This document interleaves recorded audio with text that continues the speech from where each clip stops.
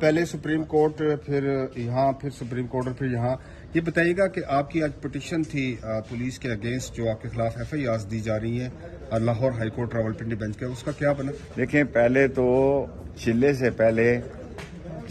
چلے سے 2 دن پہلے تک ہائی کورٹ میں جسٹس چودھری عبدالعزیز صاحب کی عدالت میں انہوں نے یہ بیان دیا تھا کہ ان پر کوئی کیس نہیں ہے۔ جب میں آیا ہوں تو 20 میں میری ابھی عبوری ضمانتیں ہیں، کل اے ٹی سی کی عدالت میں فیصلہ ہوگا۔ آج چودھری عبدالعزیز صاحب نے یہ فیصلہ دیا ہے کہ جتنے نام ان کے ضمنیوں میں جہاں جہاں ڈالے گئے ہیں اس کی لسٹ جو ہے وہ 15 دنوں کے اندر اندر پیش کی جائے۔ کم از کم اس میں مجھے یہ سہولت آج بڑی ملی ہے کہ مجھے پتہ لگ جائے گا کہ مجھے کہاں کہاں چلے کے دوران اور کس کس کیس میں ڈالا گیا ہے، کیونکہ میں نے موج کو دیکھا ہی نہیں جس میں مجھے کل بتایا گیا کہ میں دہشت گردی میں بھی مطلوب ہوں۔ جو شخص پیدائش سے لے کے اس عمر تک کسی شہر میں بھی نہیں گیا، اس پر بھی آپ دہشت گردی کا مقدمہ کریں گے تو یہ افسوسناک بات ہے۔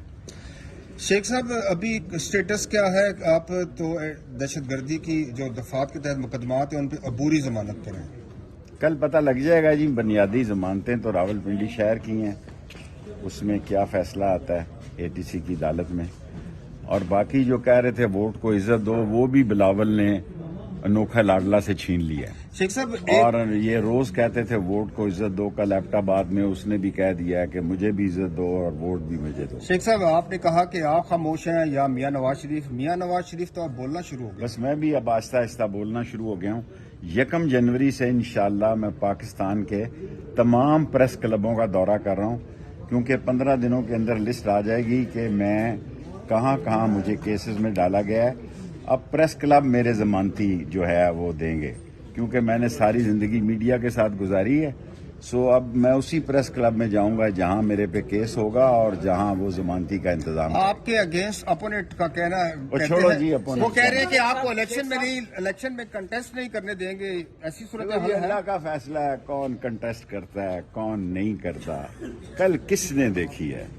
ایک دم آتا ہے دوسرا دم نہ آئے، یہ اللہ کا فیصلہ ہے۔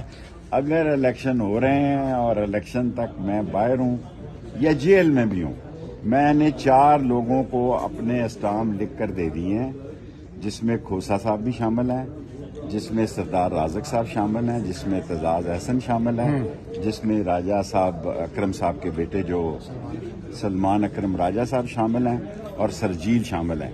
5 آدمیوں کو میں نے اسٹامپ لکھ کر دے دیے ہیں، وکالت نامے میں دستخط کر دیے ہیں کہ اگر میں جیل جانے جاتا ہوں، اگر جیل سے مجھے الیکشن لڑنا پڑتا ہے تو وہ میرے اٹارنی ہوں۔